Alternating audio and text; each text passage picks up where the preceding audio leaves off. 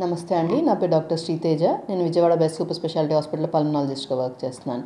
పెద్దవాళ్ళలో ఆయాసానికి గల కారణాలు అండ్ ఆయాసం వచ్చినప్పుడు గుండె డాక్టర్ గారిని సంప్రదించాలా లేదా ఊపిరితిత్తుల డాక్టర్ గారిని సంప్రదించాలా అనేది మనం చూద్దాం ఇవాళ.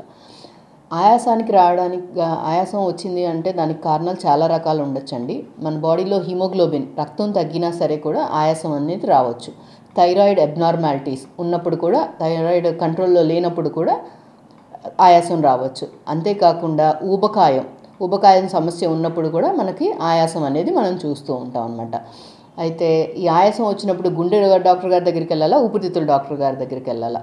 సాధారణంగా ఏంటంటే ఊపిరితిత్తుల ఆయాసం ఎలాగ ఉంటుంది అంటే, ఆయాసంతో పాటు పిల్లికూత అనేది రావడం, దాంతోపాటు దగ్గు రావడం, జలుబు రావడం, చలికాలంలో ఎక్కువ అవడం, డస్ట్లోకి వెళ్ళినప్పుడు ఎక్కువ అవడం, ఇంట్లో మదర్ ఫాదర్కి ఎవరికైనా ఆల్రెడీ ఉబ్బసం ఉండడం లేదా చిన్నప్పుడు ఉండడం, ఇలాంటివి ఉంటే మాత్రం అది ఎక్కువగా ఊపిరితిత్తులకి సంబంధించిన ఆయాసం, ఆస్తమాలను లేదా సిఓపిడి అలాంటివి అయ్యే అవకాశం ఎక్కువగా ఉంటుంది అన్నమాట.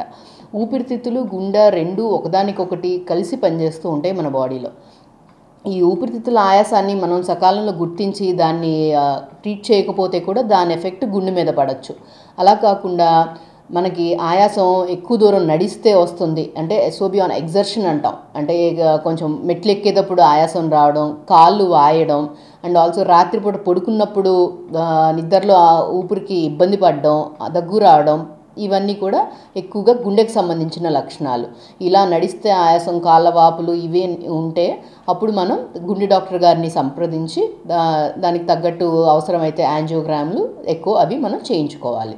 అంతేకాకుండా బీపీ కంట్రోల్లో లేనప్పుడు కూడా మనకి ఎక్కువ దూరం నడిస్తే అది ఆయాసం వస్తూ ఉంటుంది అన్నమాట. సో మనం జనరల్ పారామీటర్స్ అన్నీ బీపీ, షుగర్ కంట్రోల్లో ఉంచుకోవాలి. దాంతోపాటు హిమోగ్లోబిన్ ఇవన్నీ కూడా ఆప్టిమమ్ లెవెల్స్ మెయింటైన్ అయ్యేలాగా చూసుకోవాలి.